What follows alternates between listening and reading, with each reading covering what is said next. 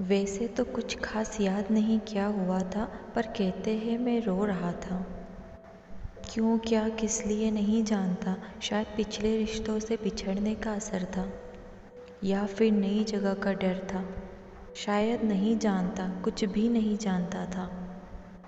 बस ये पता है कि जब पहुंचा तो सहमा हुआ था।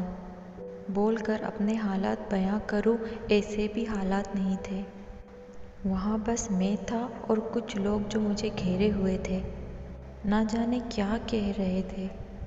मैं उन्हें एकटक देखता रहा, पर किसी को पहचान नहीं पाया। लेकिन उन्हें देखकर ऐसा लग रहा था जैसे सब मेरा ही इंतज़ार कर रहे थे। मन में कई सवाल थे, पर पूछकर जिज्ञासा शांत करूं इतनी क्षमता नहीं थी। शायद इसीलिए रो रहा था। ये लोग, ये जगह, ये शोरगुल मुझे बेचैन कर रहे थे। मैं इस माहौल में अनजान था, डर रहा था, रो रहा था कि तभी एक आवाज़ सुनाई दी। कानों में ठंडी लहर की तरह पड़ी। शीतल, मधुर, सुनते ही आंखों से बहते आंसू रुक गए और नज़रें उस ध्वनि को तलाशने लगी। ये आवाज़ मैं पहचानता था। ताल्लुक था मेरा इससे, जैसे नाद का संगीत से, शिव का नंदी से, प्राणी का ईश्वर से। ये नए अनजान जगह, ये लोग, ये शोरगुल, इन सब के बीच पहली बार ये एहसास हुआ कि मैं महफूज हूँ। तभी तो हाथ मेरे रूबरू आए और हल्के से मुझे अपनी पनाह में ले बैठे।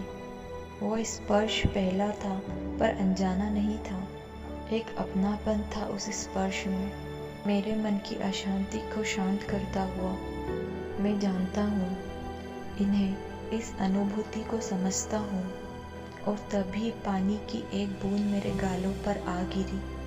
मैंने नज़रें उठाकर उन नज़रों में देखा तो पाया कि उनमें असीम प्रेम की धारा थी, जो छलक कर बाहर आ रही थी। उसे देख मैं, जो अब तक ना कुछ समझ पा रहा था, ना कह पा रहा था, उस प्रेम सागर को देखकर पहला शब्द बोला, माँ। ये कहकर ही मेरे आंखों से वापस आंसू निकलने लगे, पर इस बार वो खुशी के थे। जिसे आप तसव्वुर में पूछते रहते हो, वो प्रत्यक्ष हो जाए। जिसके दर्शन मात्र से ही मन भाव विभोर हो जाए।